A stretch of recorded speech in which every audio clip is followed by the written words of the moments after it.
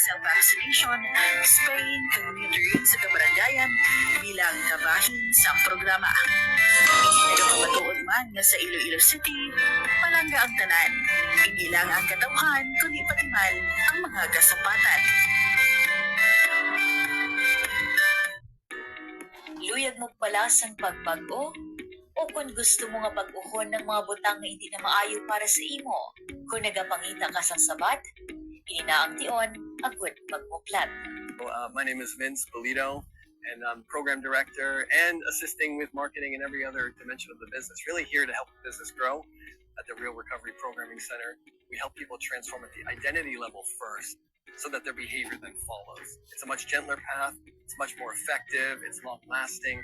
People can really live a new life, and that's what we're all committed to. This is built on the faith and the confidence that human beings can actually live a brand new life, fully healed, fully restored, and addiction-free.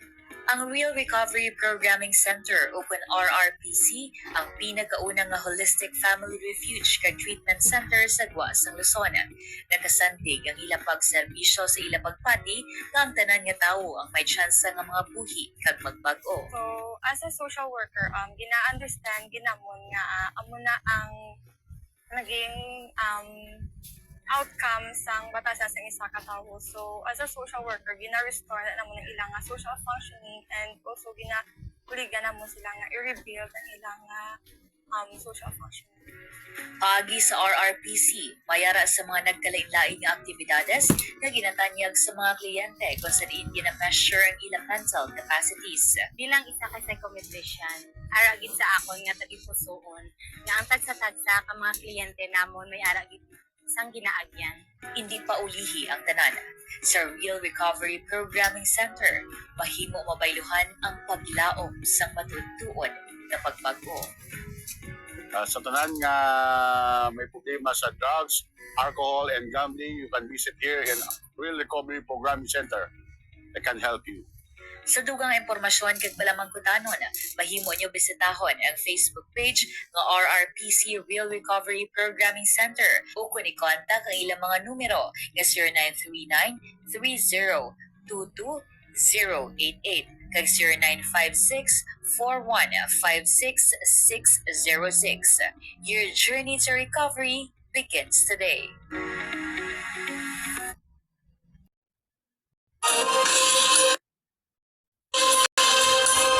Ang mga balik tanaw.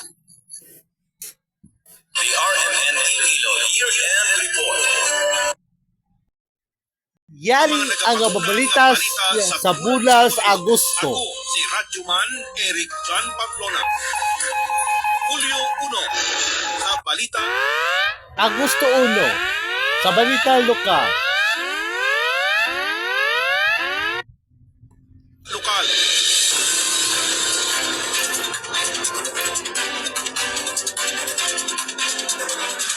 Nagkontak biyahe ang 62 ka unit sang Mitsuko nga may ruta Tagbac Iloilo vice versa.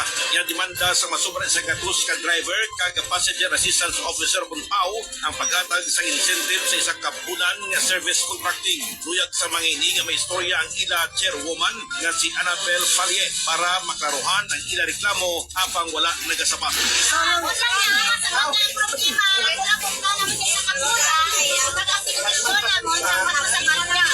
Ang kabahin sa parawagan sa mga PAW kag driver. So naman kay Falie wala sa overdue sa ilang nga pagbayad bagod nga Land Transportation Franchising and Regulatory Board o kung LTFRB ang nagapagwa sa kwarta.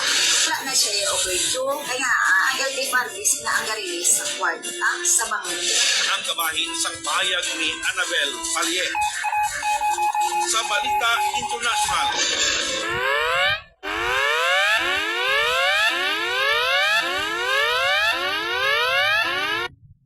Insuspend sang Constitutional Court sang Thailand si Prime Minister Paetongtarn Shinawatra kadungan sang kaso nga nagaduso sa pagmahalin sa iya. Itpaton sa Korte ang petisyon gikan sa 36 ka mga senador nga nagagusar kay Paetongtarn sa pagbinutig kag pag-breach sa ethical standards nga paglapas sa konstitusyon sa pag-leak sa politically sensitive telephone conversation sa leader sang Cambodia nga si Hun Sen. Sang ulihi, inkakasilip ng Prime Minister kag gitpustansya ni Anutin Chan Viracol. Hulyo 2 sa balita. Ho Agosto 2.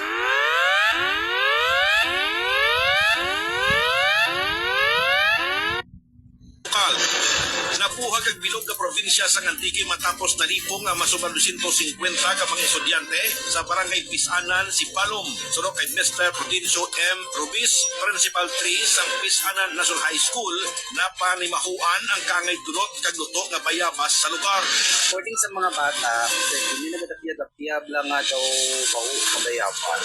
Ang kabahin sang pahayag ni Mr. Prudencio M. Rubis. Pagkatapos sa isa ka bulan, kinpayag ni Mayor Giancarlo Oxenia nga base sa findings sa final toxicological report nagikan sa Toxicology Specialist Center, Western Visayas Sanitarium and General Hospital, ang pesticide nga cybermethrin ang rason sa insidente. Yak nga bahin gipuno sang 13 anyos sa grade 9 student ang 15 anyos sa grade 10 student sa sulod sa isa ka eskwelahan sa Panuas sang Sanawakin, Iloilo. Sulod kay Police Captain Chrysler Jan Ledesma, hepe sang Sanawakin Municipal Police Station, masamig na suyahan sang suspect ang biktima sa sulod sa eskwelahan. Gilayon nga nagpakikangot ang opisina ni Schools Division Superintendent Dr. Ernesto Servillon sa IBBO para sa police visibility sa mga eskwelahan. Naka-communicate lang kita sila kay PD Rasalan for police visibility sa talanason ng mga school, nga secondary school sa Iloilo Province.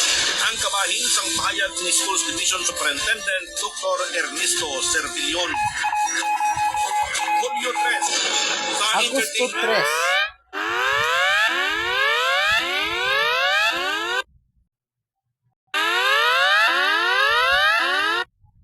Sa entertainment.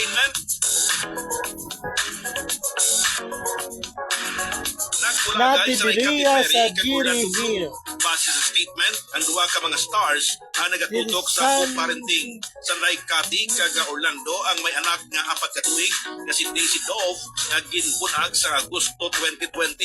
Sa mulihi si Kati ang nakita kaupod si former Canadian Prime Minister Justin Trudeau.